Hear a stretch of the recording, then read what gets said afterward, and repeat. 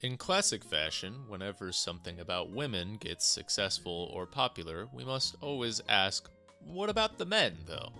And, well, I'm here to tell you exactly about the men.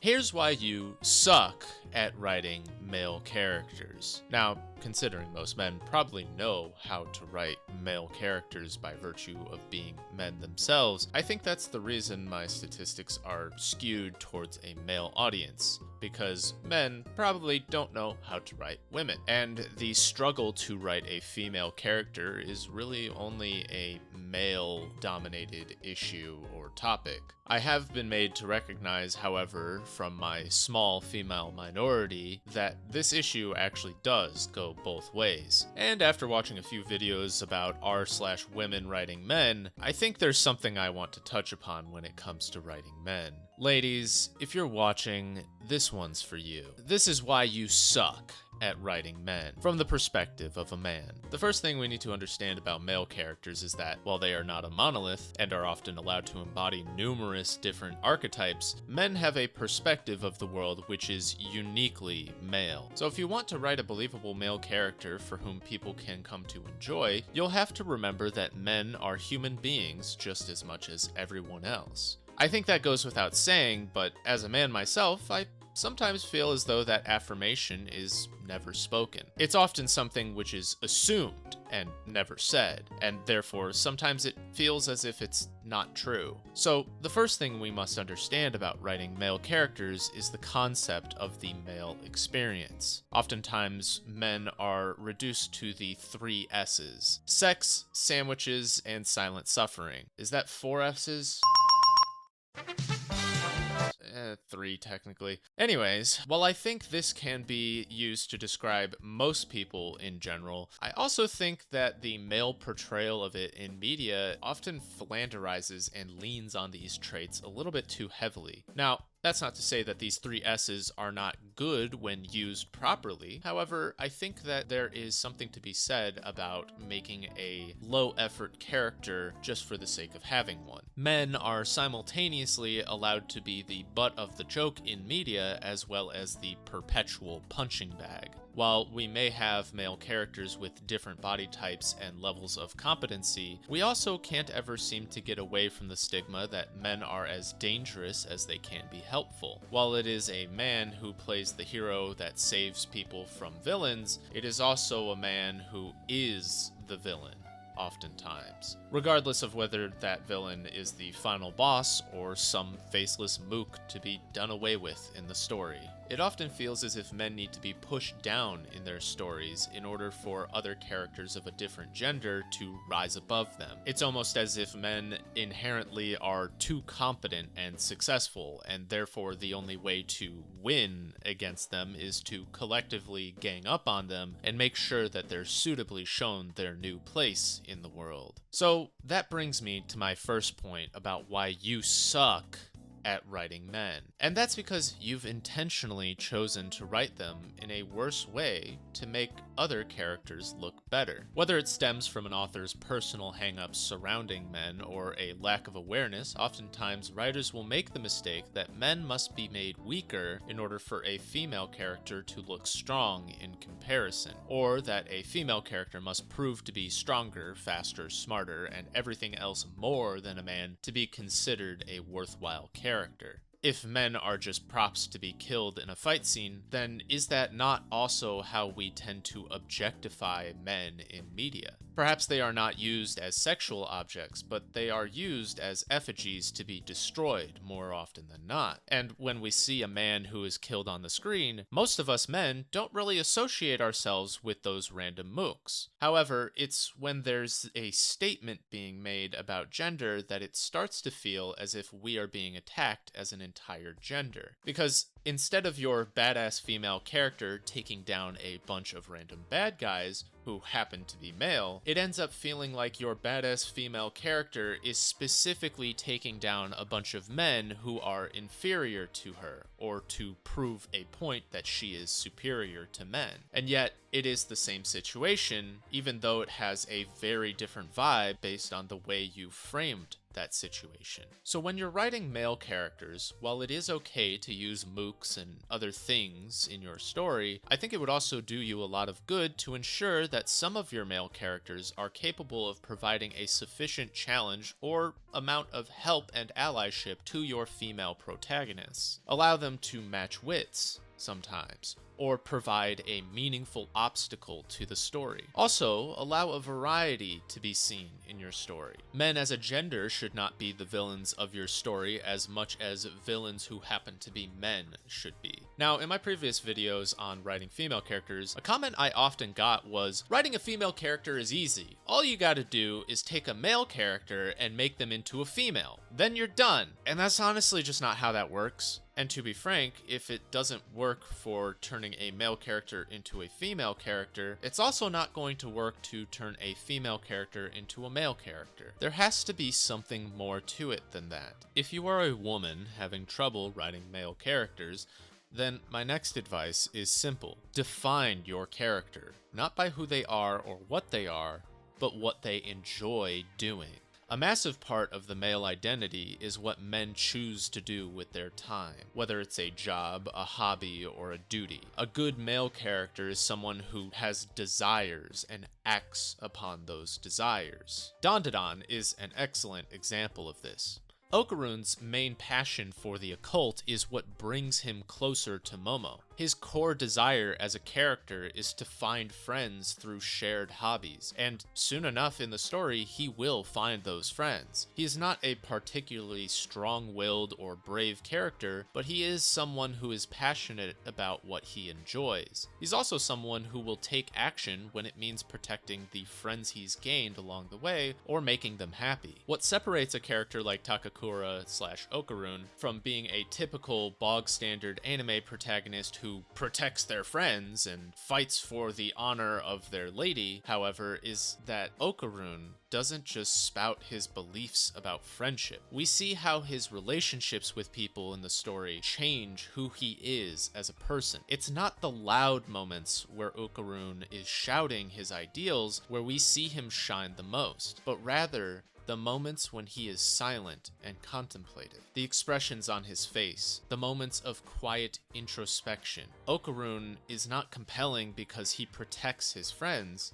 He's compelling because he is allowed to feel emotions we are all familiar with, even if those emotions are not articulated. Even from the first episode, when Okarun makes a leap to befriend Momo and Momo shuts him down in a rather cruel way, we don't see Okarun cry. We just see the way he's standing still, looking down at the magazine which Momo threw on the ground at his feet. It's that same moment of silent sadness and suffering which Momo picks up on and apologizes for. And then soon after, that tension is broken by the way they argue with each other. Because while Okarun suffers in silence, he also has a bit of a contradiction to his desires. Sure, he believes in cryptids and aliens, but ghosts are stupid and lame, and they don't exist. But I think what does the most for me in Dandadan are those moments when we get to see the characters just hanging out and caring about one another. I won't spoil too much about the manga, but just know that Okarun is not the only example of a great character in that story. I've talked about something I want to expand on more though, and that's this concept of suffering in silence for male characters. Oftentimes, it's not just suffering in silence, but also doing things for other people in a silent way, which might never be recognized unless you are paying close attention. It's sacrifices made for the sake of someone you love and cherish, even if they might not recognize that sacrifice in the moment. You see, a compelling male character is about more than just suffering and hiding that emotion. It's also about action driven by emotion, which is not always recognized by other people. When a guy asks for help, he's often looking for solutions to a problem that he's already been thinking about. When you ask a man to help you work through something, they will often try to come at it from a place of fixing the problem and providing a solution, but not always listening and hearing you.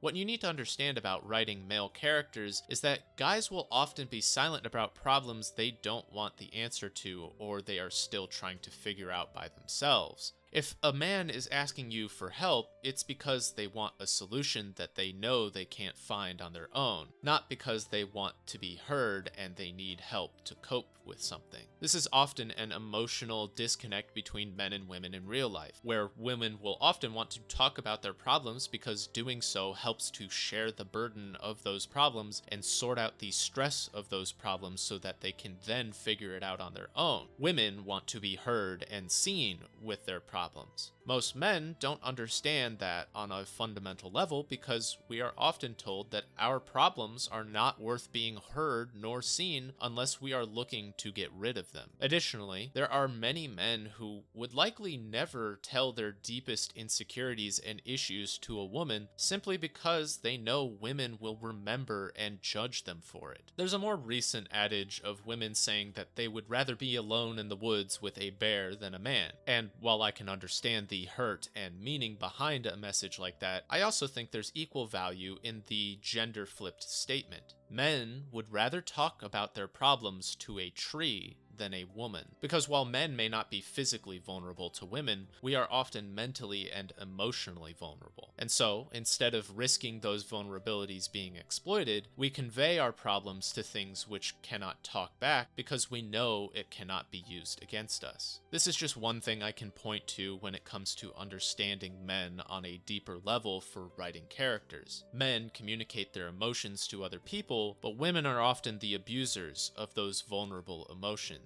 I do stand firm in saying that this is a form of abuse which women specifically inflict upon men, and it is not called out as much as it should be. And when I say that, I'm not saying all women do this or that men are incapable of doing this. I'm saying that it almost always happens to be a woman. When writing male characters, I think it's important to recognize the two sides that men have in your stories. There is the outward-facing personality of your male character, and then there is the silent, introspective part of your character. What can your male character say about themselves without ever speaking a single word to the audience? What does your male character say about themselves in a moment of vulnerability when they come to trust someone else? Answering those questions can help you truly delve into a well-written male character and make them into something more than a simple stereotype. Also, I should specify that this doesn't mean you should make every male character some stoic and tragically depressed muscle man like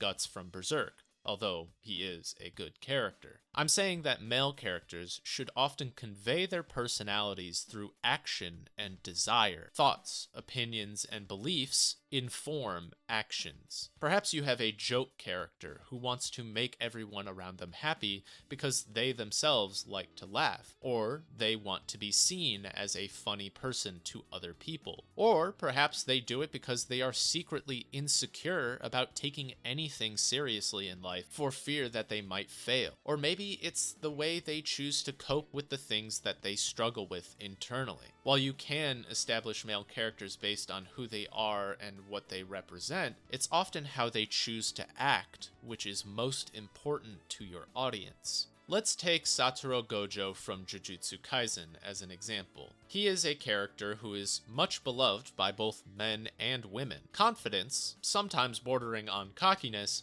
can go a long way with your characters, especially male ones, and especially when someone has the skills to back up that confidence. It might also help that he's a hot twink. I mean, he has very pretty eyes and a good fashion sense. There's something about an exaggerated swagger and a sense of self-worth which is generally appealing regardless of what gender the character is. In some ways, it can make people hate your character, yes, but for the most part, a confident character is a net positive. Gojo is also a character who hits all the marks for what I've recommended so far. He has an outward-facing personality, an ambition and drive to recreate Jujutsu society, and an inner demon he will only talk about when he is most vulnerable to people who maybe understand what he's speaking on. He is ultimately alone at the top, and that second inner struggle directly contrasts the personality Gojo projects onto others. There is something to be said about a male character who has the power to do anything and everything he wants. Someone who has every opportunity to indulge in hedonistic desire and be something worse than themselves, but who chooses to do the right thing, even if it does not make them happy And I think that's a key detail as to why you might suck at writing male characters. It's because you don't understand that the male experience is often a struggle between self-indulgence and sacrificing for the sake of others. Chainsaw Man is an excellent example of well-written characters from all genders, but for the sake of focusing this video on a specific topic, I'm only going to focus on the male characters for now. Denji is an anti-protagonist when it comes to shonen. He is hedonistic, selfish, doesn't care about self-improvement or revenge, and will kick you in the balls if it means winning the fight. And yet, he still follows the principles that I've outlined for writing male characters. He has his outward-facing personality, a desire which drives him to action, and a silent inner self which is rarely verbally communicated to others unless he is vulnerable with someone or alone with the audience. Denji's desire for boobs and food might be as basic and simple as they come, but he is not exactly a simple character. He is a product of his upbringing and the hand that he was dealt in life. He wishes to have something better. He wants to be content with all of the things that he has gotten. He knows he should be happy with a few meals a day and some tits to squeeze, but he eventually finds that those things don't really make him happy at all, at least not for long. Because while Denji cannot articulate his true feelings to other people, it's not as if even he is fully aware of all of them. And this brings me to my next point about writing compelling male characters, and that's the fact that men are often unaware of themselves, what they want, and who they truly want to be in life. Some men are chasing a dream someone else told them that they should have without truly thinking about what they actually want to do. Some men do not question what drives them because they're afraid of the answer. Some men don't like to take everything so seriously in life and simply want to do what feels right to them in the moment. These are examples of male characters who act for action's sake, and it is something you should do in your stories. The reason you suck at writing men is because you've misunderstood why some men don't seem to have very much of a reason for what they do, and that's because men don't always need a complex reason to act or take risks. However, it's not as if this character doesn't have a reason or that they don't care about anything. No, the difference between a compelling male character and a boring male character is often this exact misunderstanding. Just because the reason is stupid, surface level, or simple doesn't mean that it doesn't exist. When you try to write a character who is a cool, badass type that doesn't care about anything, that character often becomes someone who's just boring instead. There are a great deal of isekai protagonists who fit in this box, just as an example. Ones who don't seem to have anything at all that they truly care about, but whom all the other characters in the story inexplicably care about instead. And although he's not an isekai protagonist, Sung Jin-woo is a perfect example of this. He is a character who is generally apathetic to most things, and never seems to have any true driving motivation other than the need to survive his situation. He is meant to be cool because he cares about very little. In fact, he's supposed to care about almost nothing. However, that simple concept of survival being what he cares about is never truly used to explore his character. He is driven because the story needs him to be. He becomes extremely powerful in a short time because the story wants him to be. He has a love interest because it's a box to check as a protagonist. He has a mother in the hospital because it makes him look like a tragic character, but he never truly struggles with those feelings or has moments where he must make sacrifices for the sake of other people. He has a sister to protect, but only to show off how cool and powerful he is to his sister's friends. And at the end of it all, we can't really talk about a single thing Sung Jin-woo actually cares about at all. Unlike Denji, who seemingly doesn't care about anything, but who definitely cares a lot about the pleasures of life and the people around him, Sung Jin-woo doesn't care about anything. He doesn't even desire anything outside of strength for its own sake. Because when you have a character who does not care about anything, they end up being a boring blank slate to the audience to impress themselves on instead. This is the boring blank slate main character trope that isekai and, by extension, stories inspired by isekai will often adopt when making a male main character. But when you have a character who cares deeply about one thing, no matter what it is, you can make someone who is compelling. You see, a character like Denji might not care about social etiquette, authority, or the lives of strangers, but he cares a lot about good food, hot women, and the lives of his loved ones. He struggles for those things. He sacrifices for those things. He is determined to get those things. Another example of this type of male character who is both compelling and badass, but who seemingly doesn't give a shit about anything except for one thing, is Doom Guy. Doom Guy is a macho character with little to no personality outside of wanting to kill demons. There is no deep introspection necessary for Doom Guy because Doom Guy is not about his internal monologue. He is about his external actions and his single chosen motivation to kill demons. And that's badass. Doom Guy doesn't give a shit about the other things in life, but he cares greatly about that single task, and he will go out of his way to do anything to achieve that task. Because as much as male characters can become deeply complex and multifaceted characters, there are also male characters who instead choose to become a force of nature. And this is another reason why you suck at writing male characters. Male characters can be more than just their inner thoughts and backstories. They can become an embodiment of an idea or motivation. Doom Guy is the embodiment of rage, vengeance, and slaughter. He is a man who makes even demons fear the monster that he has become. Gojo is the embodiment of progress, strength, and the loneliness that comes with infinite power. You should take some time to think about what your male characters represent in your stories,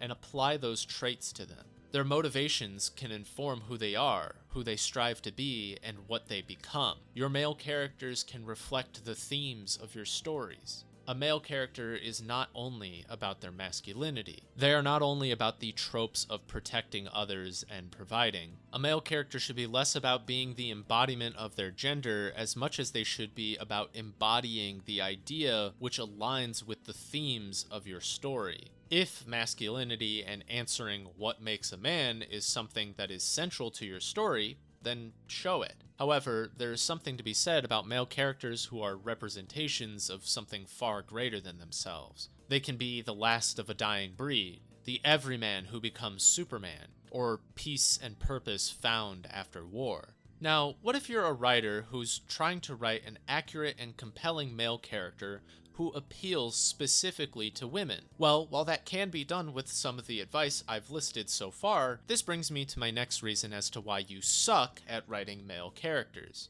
You see, I, scriptwriter, layer of the females, and slinger of the thangs, know exactly what women like. In all seriousness, though, I think what can make a male character most compelling to a female-dominated audience is a character who has all the power, but chooses to put it in the hands of others. It's the moment in the story where the man puts a sword to your throat and then perks your chin up to look into your eyes. It's the guy who lets themselves get hit after teasing someone because they know it won't hurt, but that they deserve the retaliation anyway. It's the character who pines over someone that they care about. A character who is generally confident, strong, and well put together, but who has a few broken pieces which require some mending. Someone with the veneer of happiness and confidence who is only going to show how troubled they truly are to the ones they have come to trust. They are the horrible monster with a heart of gold, someone who will harm everyone other than the ones they care about. Once again, a male character which generally appeals to women is the man who shows he has the power, but chooses to let others around him have that power instead. That is confidence manifested. Meanwhile, a male character who generally appeals to other men is often someone who proves they are worthy of their power, whether it's through the efforts they take, the cleverness they show, or the things that they sacrifice. This is why shonen is often so popular with men. Most of the main protagonists train, struggle, and persevere as they grow in power. It fulfills a fantasy that we, as men, can become great if we choose to do so. That within all of us lies the potential to be a superhero if we work on ourselves. These stories are the things which push us to go to the gym, for example. These characters are what we look to in times of struggle to see how we too can persevere and rise above it. Men do not idolize male characters because we want to become like them. We idolize male characters to become something more than who we used to be. So when you're writing a male character, take care to remember the male experience and treat men as the human beings that they are. If you think men have been complaining too much about their issues and struggles lately, then consider that perhaps their problems are not new, and that perhaps there are many which remain unspoken, and perhaps consider that those problems are not things that they can handle on their own. In a world where we seek to prop up the oppressed and forgotten, it is important we do not oppress and forget in exchange. Everyone deserves a good story to reflect upon and be inspired by. Everyone deserves to be seen and heard. Everyone struggles, and it can be easy to forget the struggles of people who are taught from birth that they must silently sacrifice until they die. If you're struggling to write male characters, then consider that you have never gotten close enough to a man to understand who he is or how he thinks. Consider talking more with men and asking questions about their experience in life. Give them an opportunity they are not often afforded unless they take it for themselves. Then, write about men, not as you think them to be, but as they are. Because at the end of the day, if you spend enough time around a man, he will tell you exactly who he is. Not just in his words, but also his actions. So be like a man and take action in this moment. Open up a document and start writing.